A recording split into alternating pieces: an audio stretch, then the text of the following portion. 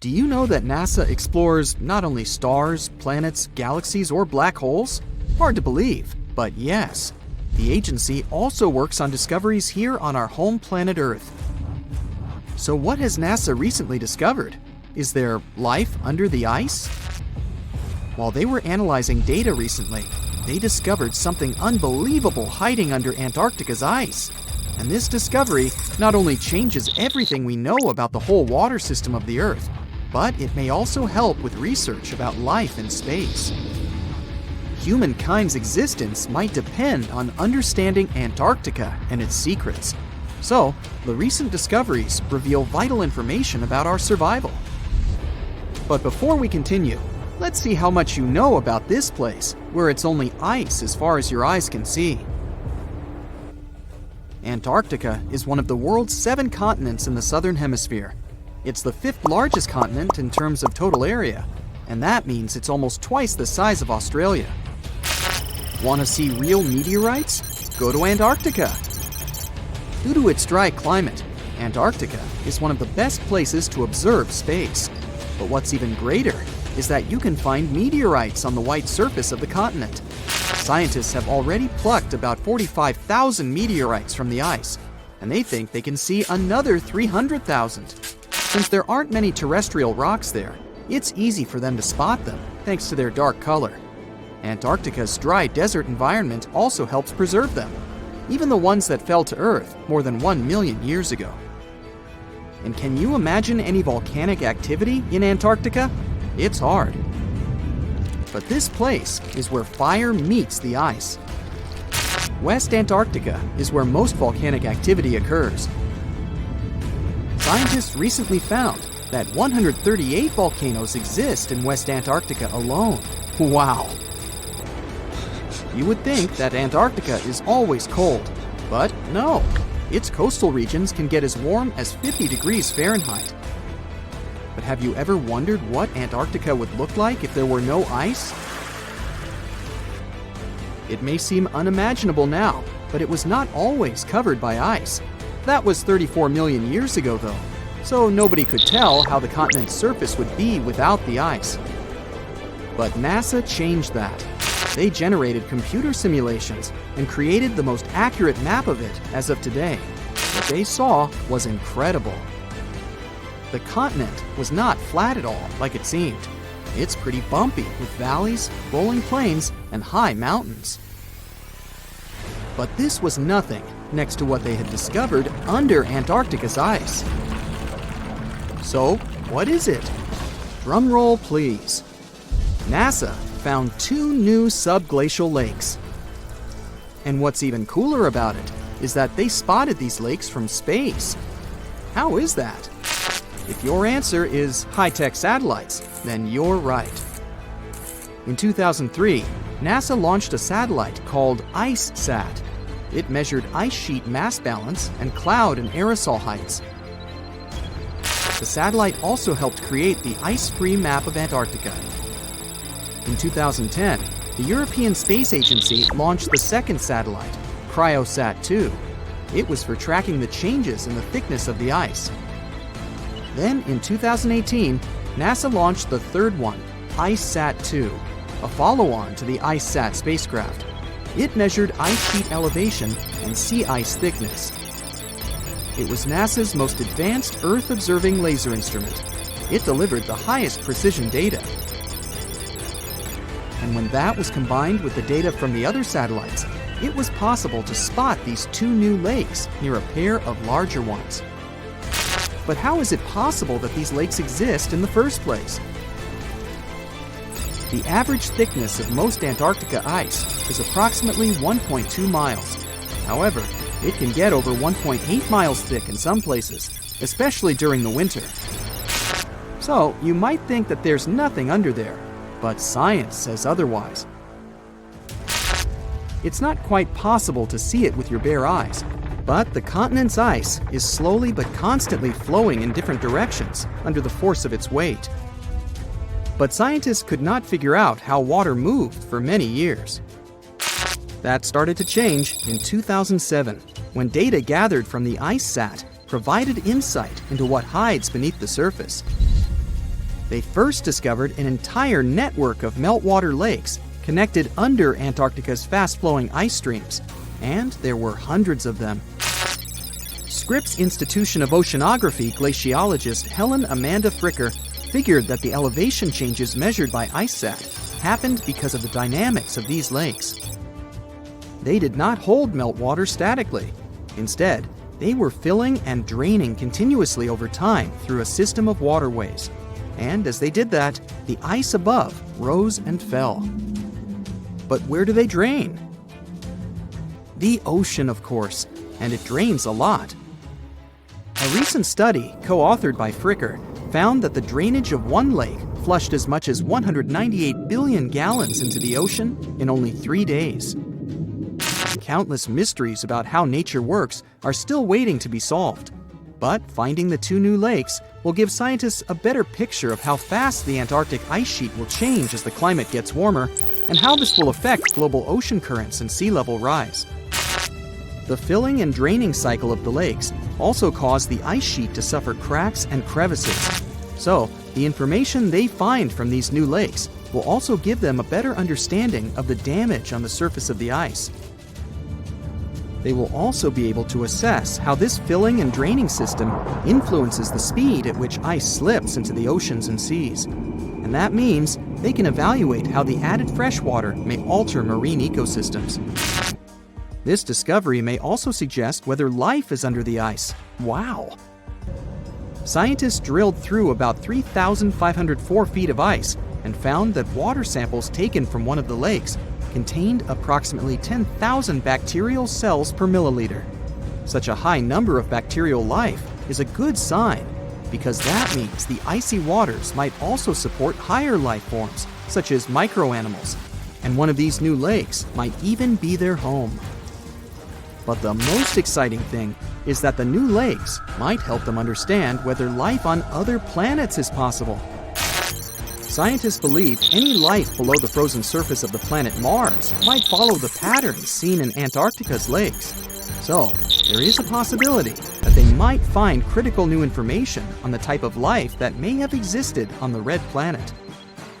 You wouldn't want to be there during the winter, though. The lowest temperature on Earth you can experience is negative 128 degrees Fahrenheit. In 2010, there was an even lower temperature of negative 135 degrees Fahrenheit, and you may feel this cold much worse due to the strong and dry winds. Did you know that the size of the ice surface on Antarctica also changes throughout the year? It's about 1.2 million square miles during the summer, but when it's winter, it grows to 7.3 million square miles. Yet, despite the change, it remains the largest piece of ice on Earth. Sorry, Arctic, you lose. Do you know these cute little penguins? Consider these animals the locals, because there is no native population in Antarctica. It's a no man's land, because no single country owns it. But do you know who really owns it? 5 different species of penguins, seals, and killer whales. Ha ha. Despite the continent's harsh conditions, you can visit it as a tourist for fishing and research purposes. Around 5,000 people reside on the continent during summer at research stations. But when winter comes, the number naturally drops down to 1,000. Antarctica's ice blanket makes up 70% of the world's freshwater reserves. Imagine what would happen if it melted. The global sea levels would be raised by almost 200. Meteorites rain down on Earth every single year. Almost 63% of the 69,268 meteorites scientists have officially recorded in the Meteoritical Bulletin database have been picked up from a polar desert. From where? Antarctica. It's technically a desert because it gets little precipitation. The continent receives an average equivalent of about 6 inches of water annually, mostly from snow. The interior parts are even drier. Not much action happens to meteorites there. Deserts are like safe storage closets for them, and it's easier to spot meteorites there. In total, there are around 42,000 meteorites in Antarctica. Most of them have been spotted since 1976. The Sahara Desert in Africa isn't far behind. Nomads and treasure hunters have discovered over 14,000 meteorites there, especially since 1995. Then there's the Arabian Peninsula, mainly Oman, where they've unearthed about 4,200 meteorites. So why does Antarctica take the crown for its meteorite collection compared to other areas? It's not because more meteorites land there. Statistically, they can land anywhere. Antarctica wins because it's great at showing off these space rocks. The icy environment keeps them in mint condition. The contrast between the ice and space rocks makes spotting meteorites easy. Plus, there are spots called meteorite stranding zones, where the geology, ice flow, and climate team up to gather meteorites. Here's the sci-fi part. Satellites help researchers find meteorites. They use these space gadgets to spot the best places to search. Some of these meteorites are ancient, like 1 million years old. Now, when you think about how many meteorites there are, it's a bit like a pie chart. If you measure their weight instead of just counting them, things get interesting. Antarctica's slice of the pie gets smaller. On average, an Antarctic meteorite weighs about 2 ounces, like a small bar of chocolate. Ooh, chocolate. But in the Sahara, they've got all sizes, so the average is about 1 pound. Now let's talk about meteorites in action. Only a tiny bit, maybe just 1.8% of all meteorites found have been seen falling. These are called falls. Clever name. Meteorite detectives, or meteoriticists, get all excited when they see that. The other 98% are finds. Someone stumbled upon them without seeing the meteorite take its cosmic leap. So when we only look at the ones that fell from the sky, most are called stony meteorites. These are like regular fellas of the meteorite world, but there's also a special kind called iron meteorites, or just irons. There are also super rare meteorites, called mesositerites, and pelocities, that are like a mix of metal and regular rock stuff. In places where humans live, like North America, people tend to find more iron meteorites than those that fell. That's because iron ones are usually bigger and more eye-catching. Farmers found some of these while they were working in their fields. Oh, surprise! A bunch of gigantic iron meteorites from places like China, Namibia, and the US make the chart slices huge. Now check out this adventure. A group of scientists braving the crazy cold of Antarctica's icy desert to uncover some fresh meteorites found what they had been looking for. In fact, one of the meteorites weighed almost 17 pounds. The ones like that are pretty huge. Do they have an impact on Earth? Science says yes, they do. Meteorite impacts are more common than you think. About 17 meteorites smack Earth's surface every single day. Since most of the planet is covered with water, there are loads of places without people around.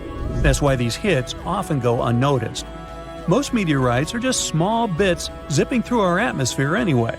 By the time they touch down, they get tiny thanks to all the friction against the air. Not all meteorite impacts are wimpy. Some supersized ones have rocked our world. Remember when dinosaurs said bye-bye? Yeah, that might have been the fault of a huge asteroid. These meteorite hits are random, and they happen all the time.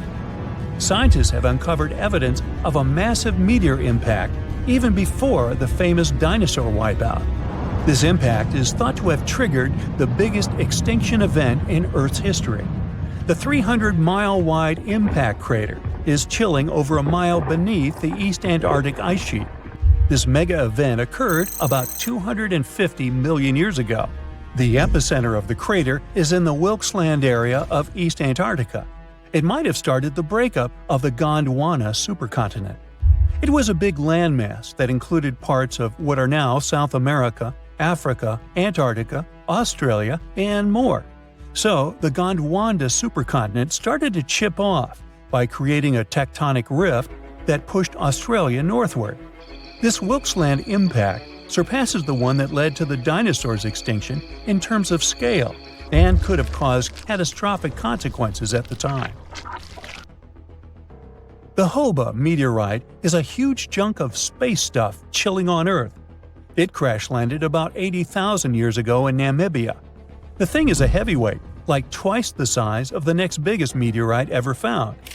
Interestingly, it also has a weird flat shape. Nobody's moved it since it fell, so we really don't know how deep it's hidden. but experts think it skidded along ground like a stone skipping on a lake because it landed at an angle. That's why it didn't leave a big crater when it hit the ground. And it was discovered by chance. A farmer found the world's biggest single meteorite. He was plowing his field with an ox and a regular plow. Suddenly, he heard a scraping noise. It was the metal plow meeting the iron meteorite. The Mosey meteorite from Tanzania has been staying underground for centuries before scientists gave it a proper look. The locals loved this space gem, calling it Commando. It was known in town for generations. Mosey is made of the same stuff as its other meteorite friends on Earth, about 90% iron and 8% nickel. It weighs 25 tons. Let's talk about the El Chaco meteorite, part of the Campo del Cielo meteorite crew in Argentina. Imagine an almost 24-square-mile playground for space rocks. El Chaco, weighing 37 tons, decided to show up fashionably late in 1969. So, what if you found a meteorite? How can you tell for sure that it's not just some random rock? These space visitors have a few features that make them stand out from regular rocks. Firstly, meteorites are often heavier than they look because they're packed with heavy metals and dense materials. Secondly, most meteorites have some metallic iron, so magnets usually stick to them. If you've got a rock that's not magnetic, try suspending the magnet from a string. The third clue lies in their unusual shapes. Iron-nickel meteorites aren't smooth and round. Stony meteorites usually have a thin, crispy crust on the outside. It looks as if their surface melted a bit while moving through the atmosphere. Sounds like pizza to me. Suppose these tips won't help on your quest. Then consider this. Light-colored crystals are not meteorites. Those pretty things, like quartz, are common on Earth, but they don't hang out on other planets or moons in our solar system. Do you know those bubbly holes in volcanic rocks or melted metal slag on Earth? Meteorites don't have those either. Plus, scratching a meteorite shouldn't leave a mark. But if you scratch a dense rock and get a dark or red mark, the rock contains minerals like magnetite or hematite, which meteorites don't usually have. If you suspect finding a meteor in your backyard or something, try these tips. Just remember, to be sure, you've got to give rocks and minerals a real-life look from experts. And if you see one falling towards you, always remember to duck. Antarctica is the most remote continent on the planet. It has 90% of the world's ice, but it's considered a desert because the annual rainfall is only about 8 inches. You'd probably never think it was a desert if you look at it, since it's white and full of wildlife. But Antarctica is not only what it appears to be on the surface. There is so much hidden beneath it, and even above it. Atlantis has long been a mystery for humankind. Did it ever exist? And if yes, where was it located? One of the theories supports that the Atlantean civilization could have thrived and flourished in the Antarctic continent when it was still uncovered by ice. Due to the Earth's cyclical eras, this is the periods of ice and interglacial periods. It was believed that Antarctica was actually a tropical forest. And, well, a recent Google Earth picture found some interesting ruins, buried deep within a lake bed on the icy continent. It's unclear to which civilization these remains belong to, but some theorists believe that it could perfectly be Atlantis. And these frozen Antarctic lakes are holding much more under them. In the 1970s, scientists were surprised to find large lakes under the ice plaques in the frozen continent. Over 400 lake beds are believed to exist under layers of ice. Lake Vostok, for instance, the largest subglacial lake over there, is buried beneath 2 miles of thick ice. There are pristine blue ice caves hidden under there as well. The water in these lakes remains liquid due to the small levels of geothermal heat from the Earth's core. And some scientists believe that some lakes are around 15 million years old.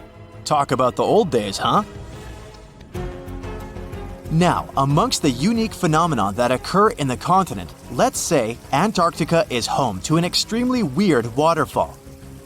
The year was 1911 when Australian geologists wondered about the so-called blood falls. He was extremely puzzled by this red stream of liquid pouring from a small hillside amongst the Antarctic ice. After years of studying it, it was understood what caused the redness was the high iron content in the water. The last piece of the puzzle came when scientists discovered that there was an underground lake with water full of oxidized iron nearby, which was what caused the blood fall to exist in the first place.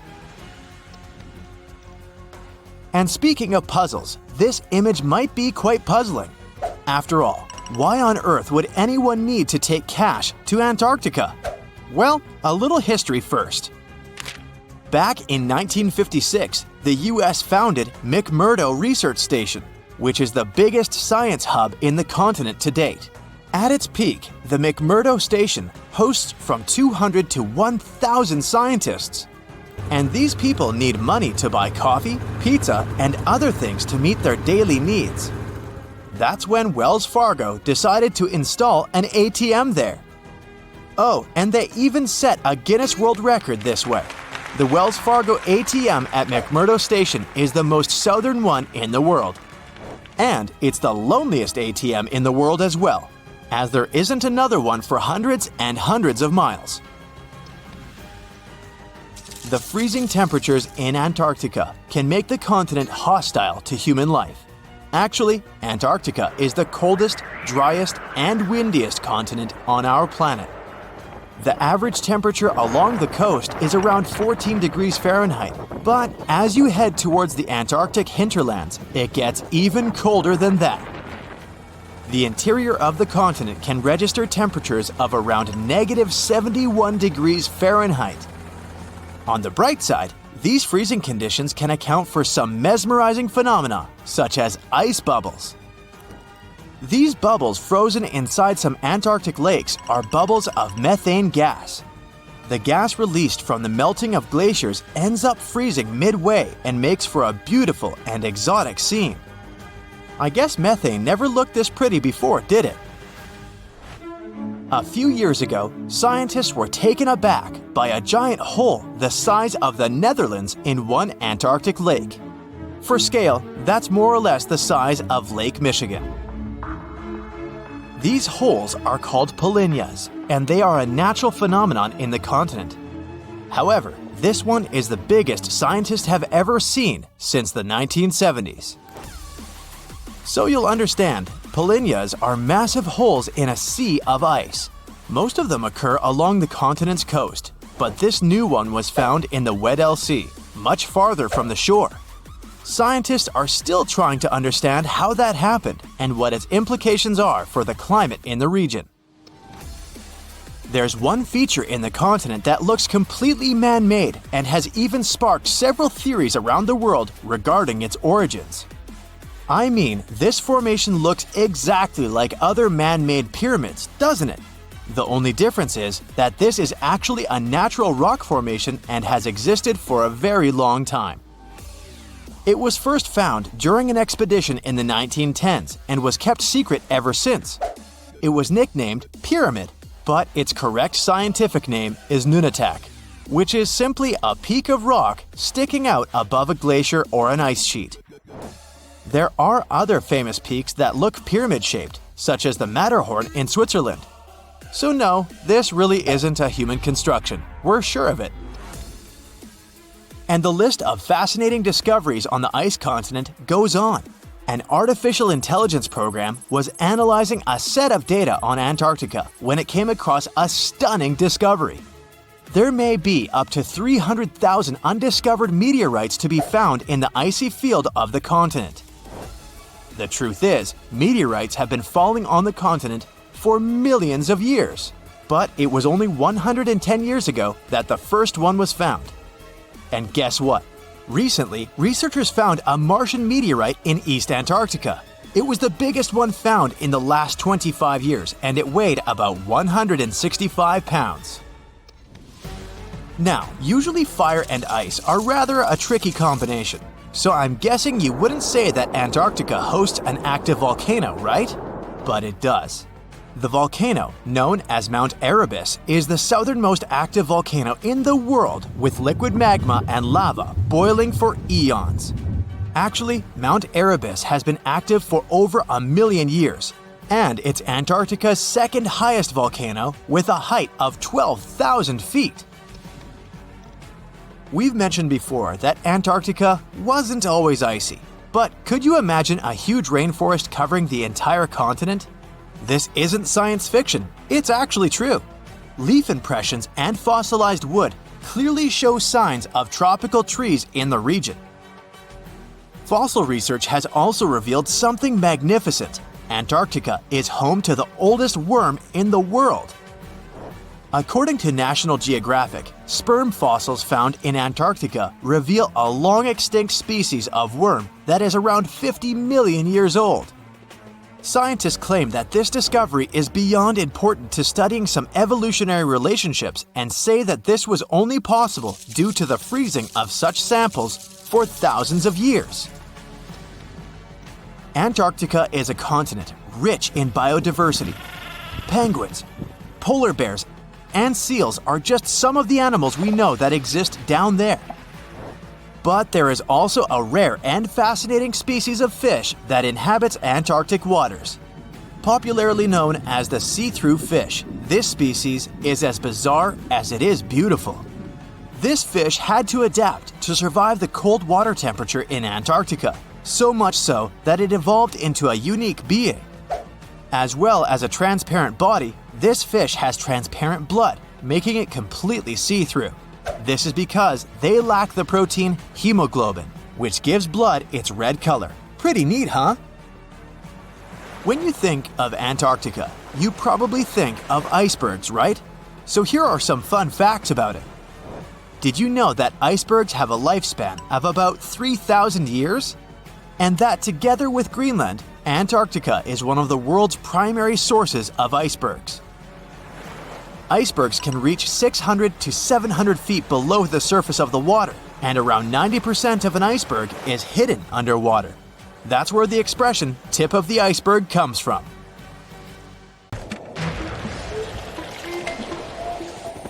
There's not much to do in Antarctica except scientific work. You could check out the wildlife, like some cute penguins and seals, and you'd get to see the occasional whale swimming around. Antarctica is one of the biggest lands out there that's only inhabited by scientists and researchers from all over the world. These scientists dug a hole through some pretty thick ice to study the ancient air and how the atmosphere cleans itself. They used a special drill and dug a clean cylindrical hole 450 feet below the surface. Some of this ice can be up to 800,000 years old and is a good indicator of what the climate was like in the past. It's like checking out tree rings to determine how old a certain tree is, except it's more complicated than that. After the effortless digging, they decided to drop some ice to the bottom of the hole to see what would happen next. They heard some really unusual sounds.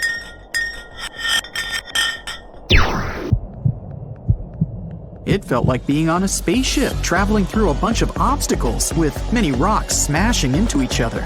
The pitches changed over the quick descent of the block of ice, ranging from high pitch and ending with a low heartbeat-like sound. The scientists were puzzled when they first heard this and dropped some more ice, only to find out that the same type of sounds were being produced, just in different variations. They couldn't tell what was down there and, more importantly, why these kinds of sounds were produced. Antarctica boasts quite a few volcanoes, many of which are under super thick sheets of ice. Scientists discovered 91 volcanoes and claimed there could be more, potentially making it the most extensive volcanic region in the world. While they were doing regular scientific research, they came across many unmistakable large cone-shaped figures underground. Some were as deep as 2 miles in the ice. Some of the peaks were over 3,000 feet tall and dozens of miles across.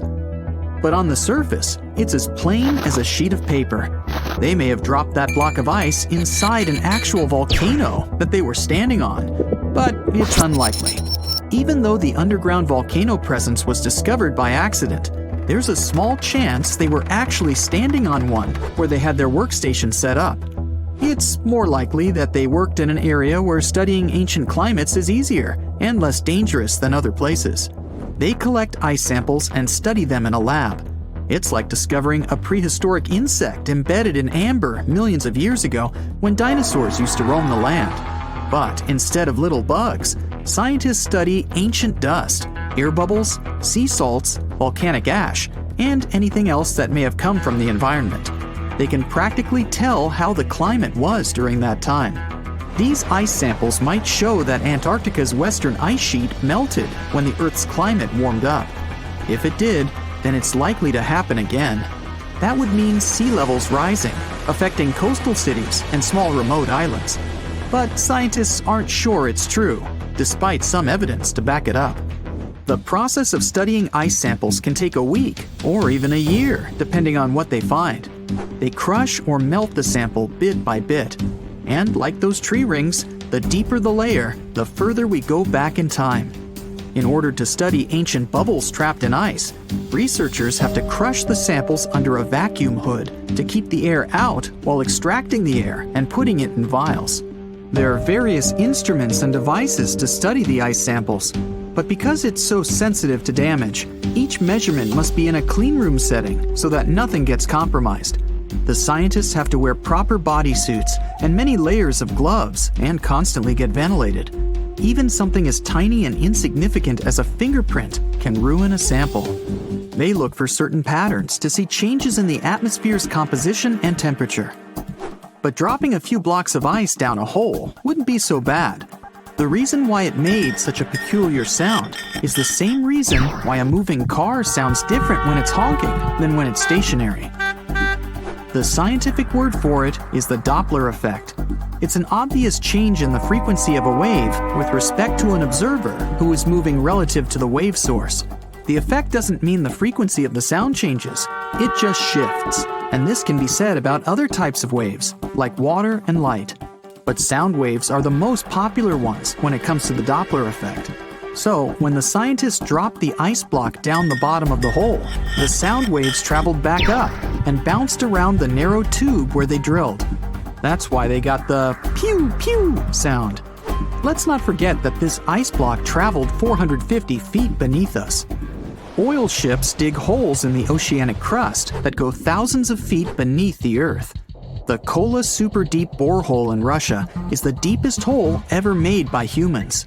It goes more than 40,000 feet below the surface and took almost 20 years to reach 7.5 miles. Below it is only half the distance to the mantle. In terms of the whole Earth, this very deep hole is literally scratching the surface. This wasn't a hole to dig for oil, and wasn't in the ocean either. The drilling was stopped in 1992 when the engineers found out that the temperatures were 100 degrees Fahrenheit higher than they predicted. And then it was abandoned, and it's just been a barren hole now. But that's the closest we've dug to the center of the planet. The scary thing is that some of the workers on the site could hear voices coming from within. All the way in Yemen, an ancient hole exists in Barhout, in the east of the country in the middle of the desert. It's actually closer to Oman than to the capital Sana'a. This hole has puzzled experts and locals. Unlike the holes in Russia and Antarctica, this wasn't man-made. Or was it? It's been around for many years, and the locals try to steer away from it. They don't even like talking about it, since they claim it brings bad luck to those around it, or to whoever utters its name. They claim it was created as a prison for spirits, but many rule that out. The hole is 98 feet wide and somewhere between 330 to 650 feet deep. You can also hear strange sounds coming from the inside. But according to some scientists, the well has little to no ventilation and barely has any oxygen down there. So it's unlikely that anyone or anything lives down there. The Challenger Deep in the Mariana Trench caught some low-pitched grumble sounds in March of 2016. Some of these grumbles were followed by screeches. They caught these sounds in a span of weeks, using a titanium-encased microphone so that the immense pressure of the lowest point on Earth wouldn't crush it. They had to lower it slowly as well, since it's 1,000 times the atmospheric pressure at sea level. For 23 whole days, the microphone recorded typical sounds of whales passing by and boats sailing across from above, and even rumbles of nearby earthquakes, but they still couldn't determine what caused those initial sounds. The researchers couldn't understand if the noise from the bottom of the Mariana Trench was caused by humans or was natural. They also wanted to know if these sounds affected marine life, like dolphins and whales that rely on echolocation. They still can't figure it out, but scientists estimate that the ocean is about 10 times noisier than it was 50 years ago. With technological developments in shipping, submarines, and underwater construction, the ocean will only get louder with time. Northern lights come with sounds, which nobody talks about. They're usually audible when the auroras are at their most powerful presence. Scientists were always puzzled as to what caused the faint popping and crackling, even though they were very far above us. They used some special microphones and found out that the sounds came just 230 feet above us, which is pretty low. They're caused by electrical charges gaining power in a specific region of the auroras. The electrical charges are disturbed by magnetic storms that fire up the northern lights. As a result, some tiny sparks are released into the atmosphere, causing the faint crackling and popping noise. It was the beginning of the 20th century, and two rivals, Robert Scott and Roald Amundsen, set on their expeditions to become the first people in history to reach the South Pole. The race wasn't easy, and it ended tragically for Scott. Amundsen has won and set his tent on the pole before his rivals. A member of Scott's expedition known as Terra Nova, British geologist Thomas Griffith Taylor, not only survived the harsh conditions, but also made an unexpected discovery. He found a waterfall of what appeared to be blood at the rocky base of the glacier, which now has his name, in 1911. It took scientists more than a century to figure out what is behind the eerie coloring. A team of American scientists journeyed to Taylor Glacier with powerful electron microscopes to analyze its contents. Previous studies had scratched the surface of the Crimson Enigma, but no one had previously done a full-scale analysis of its mineralogical makeup. These researchers unleashed a whole arsenal of analytical equipment and spotted little iron-rich nanospheres. These teeny-tiny particles, 1/100th the size of human red blood cells, originate from ancient microbes. They flourish abundantly in the meltwaters of Taylor Glacier. These nanospheres are jam-packed with iron, silicon, calcium, aluminum, and sodium, forming a unique composition that paints the subglacial water a vivid shade of red.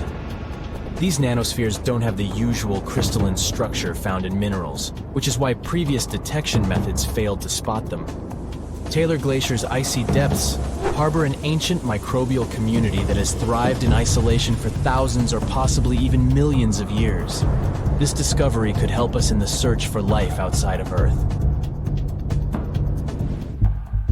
Dr. Ken Levy, a research scientist at Johns Hopkins University, has some impressive expertise in planetary materials and the analysis of Martian samples. He decided to find out what would happen if a Mars rover landed in Antarctica. Could it figure out what makes bloodfalls so mesmerizingly red? So, researchers treated bloodfalls as a simulated Martian landing site. They used techniques inspired by the rovers exploring the red planet. The samples they collected were sent to Johns Hopkins processing facilities. There, Livy unleashed the power of transmission electron microscopy and revealed the enigmatic nanospheres. He made the conclusion that our current methods of analyzing other planets' surfaces with rovers fall short. They can't unravel the true nature of environmental materials, especially on chilly planets like Mars. These materials might be super tiny and non-crystalline, throwing off our detection methods. To truly grasp the essence of rocky planets, we'll need transmission electron microscopes. Strapping one onto a Mars rover isn't feasible yet, but it could mean a start of a new era in space exploration. Have you ever seen a waterfall on fire? Every February, when the stars align just right, Horsetail Fall in Yosemite National Park gets a sensational makeover. As the sun sets, its rays hit the waterfall at the perfect angle, transforming it into a blazing display of vibrant orange and red hues. We don't know exactly who and when discovered this natural miracle. The original valley dwellers may have known about it, but they kept it to themselves. It wasn't until 1973 that photographer Galen Rowell captured the first known photo of the waterfall, bringing it into the limelight. Since then, the firefall has become a global sensation, spreading like wildfire on social media and drawing crowds from far and wide. This magnificent cascade draws hundreds of spectators every year, but they can only see the show under certain conditions. First things first, Horsetail Fall needs a flowing stream. If there's not enough snowpack in February, the waterfall won't have enough water to create the magic. The temperatures must be warm enough to melt the snowpack during the day.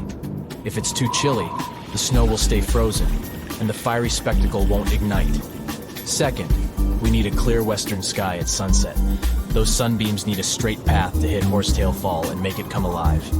And since the weather in Yosemite is ever-changing, clouds can magically clear up just in time for the show. If all the conditions are just right, you'll witness the Yosemite firefall in all its glory for about 10 minutes. The mystery of the sailing stones in California's Death Valley National Park has puzzled scientists for years. Heavy stones seem to have a mind of their own and move across Racetrack Playa, a dried-up lake bed. They leave behind a trail on the cracked mud. There were all kinds of theories to explain this phenomenon, from magnetic fields or dust devils, which are strong whirlwinds, to mischievous pranksters. No one has actually witnessed these rocks in action, which only added to the mystery. In 2006, a NASA scientist named Ralph Lorenz entered the scene. He was studying weather conditions on other planets, but he couldn't resist the allure of Death Valley and those elusive sailing stones. He had an eureka moment while tinkering at his kitchen table with a Tupperware container.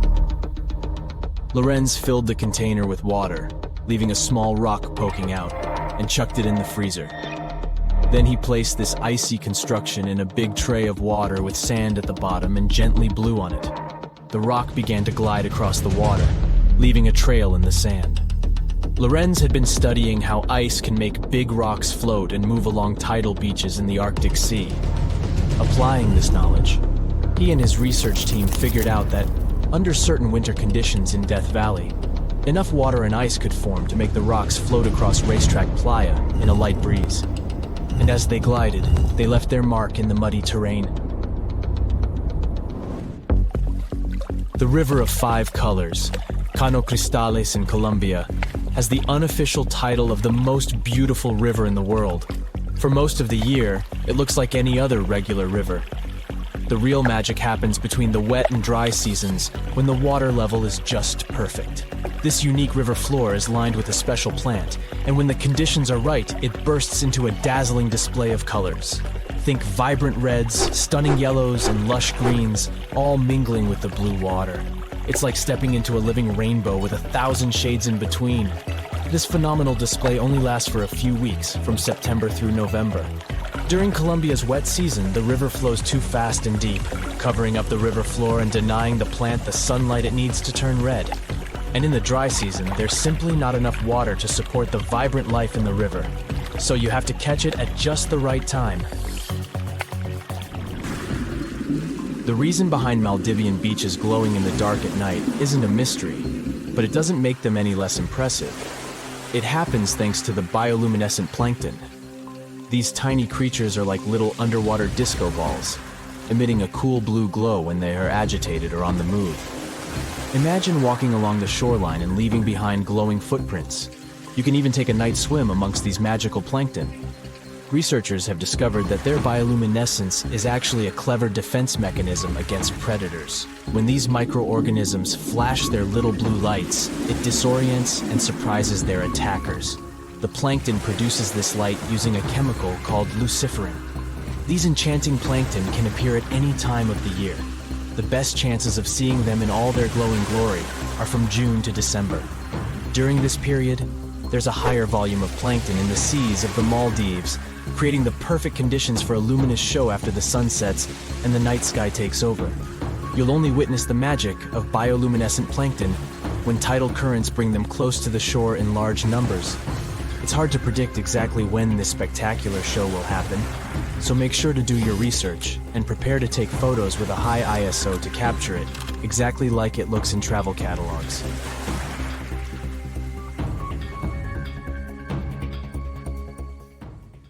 Phew! This summer has been turning up the heat like never before. We feel like roasted marshmallows on a sizzling grill. Yes, the world is getting hotter, but some regions have always fought with high temperatures. It turns out people had some inventions to keep themselves cool in ancient times too. Some of them are still functioning, even 3,000 years later. Let's take a look at how people saved themselves from heat throughout history. So, put an ice cube into your cold drink and get ready to hear how people survived the heat. Speaking of ice cubes, do you know that the Persians made an ice storage system? In the deserts of ancient Persia, people had an out-of-the-box idea about how to prevent their food from turning into a melted mess. These ingenious Persians stumbled upon a physics trick that allowed them to create ice in the middle of the desert. They called these cool structures yakhchals, which basically means ice pits. These ice pits were not your ordinary coolers. They were like secret underground fridges. They looked like dome-shaped mud brick structures on the outside, but inside, it was a whole different world. These ice pits had an evaporation cooler system that worked like magic. At night, when the desert cooled down, Persians made use of the radiative cooling effect. They set up cleverly designed trenches to hold thin layers of water. The water froze, defying the desert heat. Then there were underground square storage areas. The Persians collected the melting ice water from these cooled trenches, and during the night, they froze it again, making the most of the desert's natural chill. To add to the cooling effect, they built a wall to shade the storage areas from the hot midday sun. And that's not all. They had this fantastic wind-catching contraption called a badger that caught the breeze and directed it right into the ice pits. Fresh air plus ice. Cool breeze. A winning combo. They even had intricate water channels called qanats to bring water to the ice pits and homes all the way from the nearby mountains. As time passed, these yakhchals faded into history and modern technology took over. But hey, there's good news too. Some awesome folks in Iran are restoring these ancient coolers. So, if you ever find yourself in the desert, don't forget to pay a visit to these marvelous places and witness the genius of the ancient Persians firsthand. Now, I want to focus more on the wind catchers because they don't just help make ice cubes. They actually function as a cooling system as well. Back in the day, those clever architectural wonders were all the rage in places like Persia, modern-day Iran, Egypt, and the Middle East. Imagine tower-like structures with openings at various levels strategically placed to harness the power of nature's breeze. These openings were like magical portals for the wind. They captured those refreshing gusts and guided them right into people's living spaces. Basically, they were natural air conditioners. The breeze would gracefully flow downward, cooling the ground as it danced through the building. The secret sauce lies in the details. The tower's height, the number of sides, the openings, and the positioning of the interior blades. Everything plays its role in how efficiently the wind towers work out. Thanks to these wind catchers, ancient societies could enjoy comfy indoor temperatures without sweating. Can you imagine living in those times?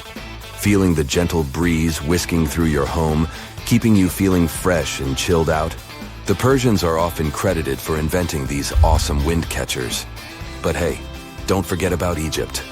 There, you can find traces of similar structures dating all the way back to 1300 BCE. Yes, the invention of wind catchers may have occurred in ancient Egypt, but Yazid in Iran is the city with the largest number of wind catchers. People wouldn't have been able to live there without these ancient ACs because there was almost no rain in the area throughout the year. Now, let's look at these perforated double-skinned exteriors. Imagine dressing up a building with a fancy perforated screen. It's like giving its exterior a stylish makeover while keeping things chill inside. This genius technique, firstly, scatters the natural daylight, so no harsh sunbeams to blind you. The screen also offers shade like a pro, giving the building's interior a much-needed break from the blazing sun. Think of it as a natural sun hat for your home. Placing this screen about 4 feet away from the outer walls creates a breezy, dreamy hallway for fresh air circulation. And hey, they add a touch of elegance to the building too. These structures are sometimes called jali. Jaipur, India, for example, has an average daytime temperature of about 100 degrees Fahrenheit. So these structures are lifesavers. Jalis come in various forms, crafted from cement, earth, and wood. It's a cultural symbol deeply embedded in Indian architecture. You can find its captivating presence in iconic historical buildings like the majestic Taj Mahal and the Grand Red Fort in Delhi. But hey, it's not just a thing of the past. It's still rocking modern architecture scenes, and its charm has sparked creativity in artists and designers worldwide. It adorns the building's exterior, its cross-section showing a larger opening on the outside and a smaller one on the inside. This is where the Venturi effect steps in to show off its physics prowess. As the air flows through the narrowing passage, it picks up speed, creating a difference in pressure between the inside and outside of the building. Air blowing at a higher speed gets compressed, and when released, it cools down. Mashrabia is a wooden lattice or screen used in the Middle East and North Africa. These decorative wonders are like window blinds, but they do more than just look pretty. They're smart too. They give privacy, shading you from the sun, and let fresh air and light in. Some people also add clay pots filled with water, sand, or damp straw to their designs. As hot air breezes through the holes, it also passes through the pot's porous surface. The moisture inside evaporates, cooling the air. This is a perfect low-cost technique for hot and dry climates. It's eco-friendly, and there's no need for electricity. Now, let's fast forward to today. Designers are getting creative, mixing traditional wisdom with modern tech. At the Al Bahar Towers in Abu Dhabi, they've got it too. Picture over 2,000 hexagonal panels that dance with the sun's movement, providing shade to the building's interior. Water evaporation was another secret weapon for ancient people. Simple, yet super effective. Plus, ancient Egyptians hung wet mats and curtains in doorways. When the air passed through them, it cooled down, providing a relief from the scorching sun. Ancient architects were the masters of maximizing airflow. They knew how to cross-ventilate and let hot air escape while inviting cooler air to the party. Speaking of ancient Rome, bathhouses were the place to be back then. It was like a community hub. People gathered to chat about politics, play sports, and, of course, take a relaxing dip. The frigidarium was the cool spot in Roman baths. After a steamy soak in the caldarium, Romans dashed to this giant pool to chill out. Then in some places, like Cappadocia in Turkey, people went underground to hide from the heat. They carved cozy dwellings in volcanic rock, harnessing the Earth's natural cooling powers. So the lesson here is simple. Architects and designers can create wonders by combining local traditions with smart tech. California's Death Valley boasts the highest officially registered temperature to date, with 134 degrees Fahrenheit in 1913. Meanwhile, Africa's sweltering record stands at 131 degrees Fahrenheit in Kebili, Tunisia, as noted in 1931. In Europe, the highest temperature ever documented reached almost 120 degrees Fahrenheit in Sicily in August 2021. Then, in 2022, the UK had the hottest summer of all time. We've all dreamed of visiting the Arctic and witnessing the natural wonders of polar bears frolicking on ice floes or the aurora borealis dancing across the sky. Well, sorry to break it to you, but you won't find any tourists flocking to Antarctica anytime soon. Why, you may ask? Let's dive into it. First off, where is Antarctica? It's located in the southern hemisphere, specifically at the South Pole. The Southern Ocean surrounds it, and most of the continent is covered by ice, making it one of the most remote and frigid places on Earth. Now, have you ever met someone who's visited Antarctica? Probably not. It's one of the least visited places on the planet, and only a handful of lucky explorers have seen its interior, which is mostly made up of glaciers and ice fields. But trust me when I say the wildlife and scenery are out of this world. Why shouldn't you travel to Antarctica? Well, for starters, the environment is incredibly fragile and can be easily damaged. Plus, there are no native human populations on the continent, so your travels would essentially be like visiting an uninhabited island. And let's not forget that it's also one of the most expensive destinations to travel to. Despite all that, Antarctica is not exactly guarded like a fortress, but there is an international agreement called the Antarctic Treaty. This treaty was negotiated to prevent any unwanted activity on the continent and bans some forms of testing done there by member states. But the primary reason we can't just waltz into Antarctica is that it has a delicate ecosystem that needs protection. The treaty states that Antarctica should be used for peaceful purposes only and should be free from any human activity that could harm the environment. Scientists are still learning about the continent's unique ecosystem, and our activity and machines could disrupt the delicate balance that exists there. If you're still itching to go to Antarctica, getting permission isn't exactly a walk in the park. U.S. citizens, for example, need to complete a special form and send it to the Office of Ocean and Polar Affairs. And once you're there, you'll need to follow some strict guidelines to protect the environment, like not disturbing any wildlife or taking souvenirs like rocks, plants, or animals. Now, technically, can you live in Antarctica? While there are no laws banning people from living there permanently, it's a very inhospitable environment and unsuitable for human habitation. Temperatures can reach -76 degrees Fahrenheit and below, making it nearly impossible for anyone to survive without the proper equipment and experience. Plus, the nearest piece of land is over 1,000 miles away, making any inhabitants completely cut off from the rest of the world. Who knows? Maybe one day we'll get the chance to visit this unique and fascinating continent. But until then, let's admire it from afar.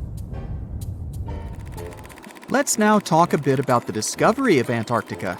Unlike other places that were already inhabited, Antarctica never had a native human population.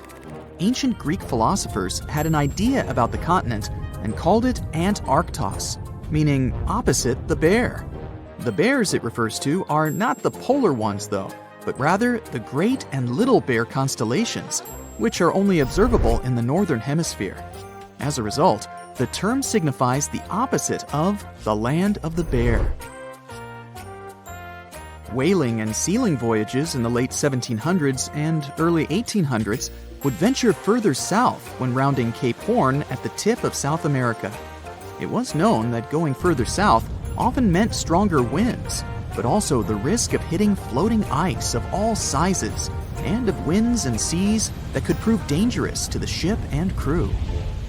Captain James Cook was the first to cross the Antarctic Circle on January 17, 1773, in the Ross Sea region.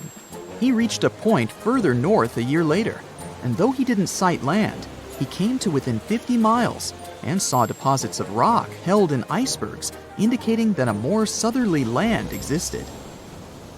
The first sighting of Antarctica is widely acknowledged to have taken place in January of 1820, during the voyage of two ships under the command of Captain Fabian Gottlieb von Bellingshausen, as part of a 2-year exploratory expedition around the world to discover new lands.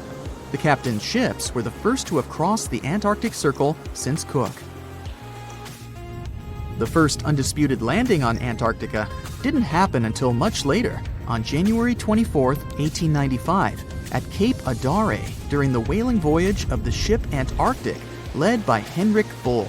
A small boat with 6 or possibly 7 men on board rowed ashore during calm conditions.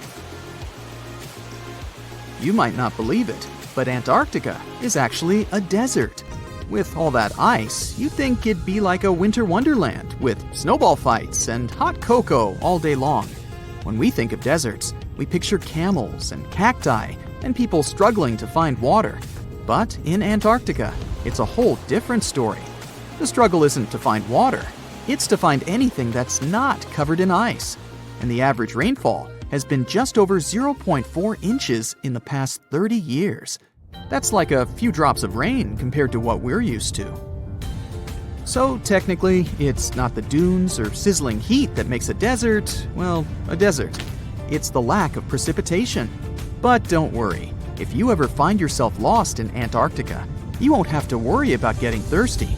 Just make sure you bring a jacket and some mittens, because it's cold enough to make you into a popsicle. Not only is Antarctica one of the driest places on Earth, but it's also the coldest, the windiest, and the highest. Talk about overachieving. The penguins and scientists down in Antarctica have at times found themselves in a bit of a pickle when it comes to time. You see, unlike the rest of us on this big blue planet, there is no Antarctica time zone. All the lines of longitude meet at a single point at the South Pole, making it a bit of a head-scratcher when trying to figure out what time it is. Now, you might be thinking, but how do the scientists and researchers keep track of time down there? Good question. They typically stick to the time zone of the country they departed from. However, with stations from all over the world on the Antarctic Peninsula, things can get a little wacky. Imagine trying to coordinate with your neighboring countries without accidentally waking them up in the middle of the night. You might think that not much could survive in a place where the temperature is extremely cold, the sun barely shows up, and the wind could blow you away faster than a tumbleweed. Well, as in many places on Earth, life found a way in Antarctica too. Believe it or not, this frozen continent is buzzing with activity. It's home to billions of krill, which in turn attract lots of seals and more penguins than you can shake a fish at. But don't let their cute and cuddly appearance fool you. Penguins are the ultimate swimmers, with streamlined bodies that would make Olympic medal winners jealous. They come ashore to breed and chill, but their real talent is stealing pebbles from each other and forming mathematically precise huddles to stay warm. Antarctica is also home to the largest species of penguin on Earth. It's called the emperor penguin. Sure, these creatures are flightless birds, but that doesn't mean they can't jump. In fact, some of them can leap up to 120 inches. And let's not forget about the seals. With their furry bodies and special songs, these marine mammals are protected by the Antarctic Treaty, and they're thriving in the cool waters of the Southern Ocean too.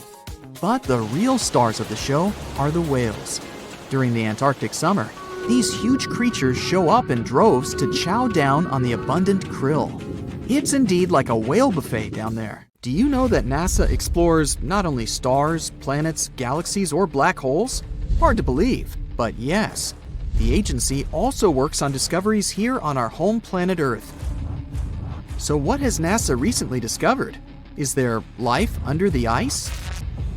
While they were analyzing data recently, they discovered something unbelievable hiding under Antarctica's ice. And this discovery not only changes everything we know about the whole water system of the Earth, but it may also help with research about life in space. Humankind's existence might depend on understanding Antarctica and its secrets. So, the recent discoveries reveal vital information about our survival. But before we continue, let's see how much you know about this place, where it's only ice as far as your eyes can see. Antarctica is one of the world's 7 continents in the southern hemisphere. It's the 5th largest continent in terms of total area, and that means it's almost twice the size of Australia. Want to see real meteorites? Go to Antarctica. Due to its dry climate, Antarctica is one of the best places to observe space. But what's even greater is that you can find meteorites on the white surface of the continent. Scientists have already plucked about 45,000 meteorites from the ice, and they think they can see another 300,000. Since there aren't many terrestrial rocks there, it's easy for them to spot them, thanks to their dark color. Antarctica's dry desert environment also helps preserve them. even the ones that fell to Earth more than 1 million years ago. And can you imagine any volcanic activity in Antarctica? It's hard. But this place is where fire meets the ice. West Antarctica is where most volcanic activity occurs.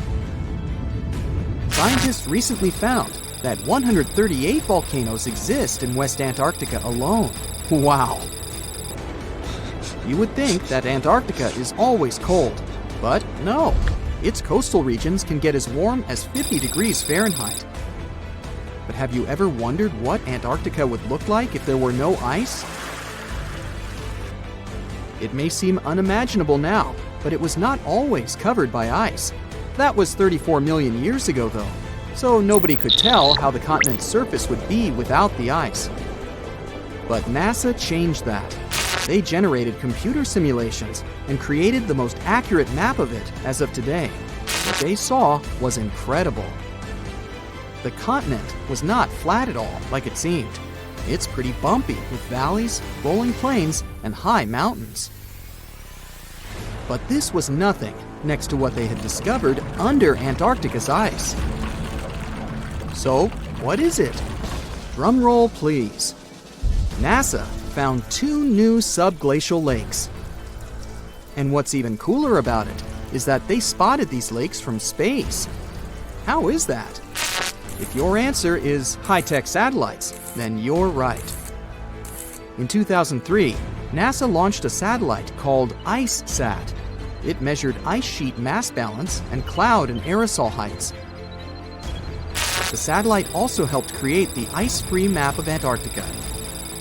In 2010, the European Space Agency launched the second satellite, CryoSat-2. It was for tracking the changes in the thickness of the ice. Then, in 2018, NASA launched the third one, IceSat-2, a follow-on to the IceSat spacecraft. It measured ice sheet elevation and sea ice thickness. It was NASA's most advanced Earth-observing laser instrument. It delivered the highest precision data. And when that was combined with the data from the other satellites, it was possible to spot these 2 new lakes near a pair of larger ones. But how is it possible that these lakes exist in the first place? The average thickness of most Antarctica ice is approximately 1.2 miles. However, it can get over 1.8 miles thick in some places, especially during the winter. So, you might think that there's nothing under there, but science says otherwise. It's not quite possible to see it with your bare eyes, but the continent's ice is slowly but constantly flowing in different directions under the force of its weight. But scientists could not figure out how water moved for many years. That started to change in 2007, when data gathered from the IceSat provided insight into what hides beneath the surface. They first discovered an entire network of meltwater lakes connected under Antarctica's fast-flowing ice streams, and there were hundreds of them. Scripps Institution of Oceanography glaciologist Helen Amanda Fricker figured that the elevation changes measured by IceSat happened because of the dynamics of these lakes. They did not hold meltwater statically. Instead, they were filling and draining continuously over time through a system of waterways. And as they did that, the ice above rose and fell. But where do they drain? The ocean, of course, and it drains a lot. A recent study, co-authored by Fricker, found that the drainage of one lake flushed as much as 198 billion gallons into the ocean in only 3 days. Countless mysteries about how nature works are still waiting to be solved. But finding the 2 new lakes will give scientists a better picture of how fast the Antarctic ice sheet will change as the climate gets warmer, and how this will affect global ocean currents and sea level rise. The filling and draining cycle of the lakes also caused the ice sheet to suffer cracks and crevices. So, the information they find from these new lakes will also give them a better understanding of the damage on the surface of the ice. They will also be able to assess how this filling and draining system influences the speed at which ice slips into the oceans and seas. And that means they can evaluate how the added fresh water may alter marine ecosystems. This discovery may also suggest whether life is under the ice. Wow! Scientists drilled through about 3,504 feet of ice and found that water samples taken from one of the lakes contained approximately 10,000 bacterial cells per milliliter. Such a high number of bacterial life is a good sign, because that means the icy waters might also support higher life forms, such as microanimals, and one of these new lakes might even be their home. But the most exciting thing is that the new lakes might help them understand whether life on other planets is possible. Scientists believe any life below the frozen surface of the planet Mars might follow the patterns seen in Antarctica's lakes.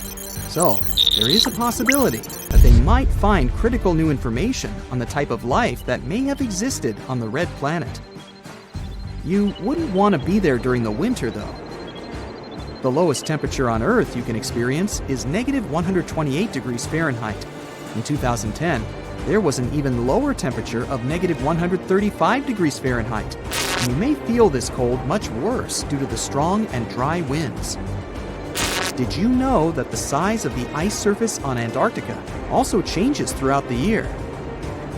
It's about 1.2 million square miles during the summer, but when it's winter, it grows to 7.3 million square miles. Yet, despite the change, it remains the largest piece of ice on Earth. Sorry, Arctic, you lose. Do you know these cute little penguins? Consider these animals the locals, because there is no native population in Antarctica. It's a no man's land, because no single country owns it. But do you know who really owns it? 5 different species of penguins, seals, and killer whales. Ha. Despite the continent's harsh conditions, you can visit it as a tourist for fishing and research purposes. Around 5,000 people reside on the continent during summer at research stations. But when winter comes, the number naturally drops down to 1,000. Antarctica's ice blanket makes up 70% of the world's freshwater reserves. Imagine what would happen if it melted. The global sea levels would be raised by almost 200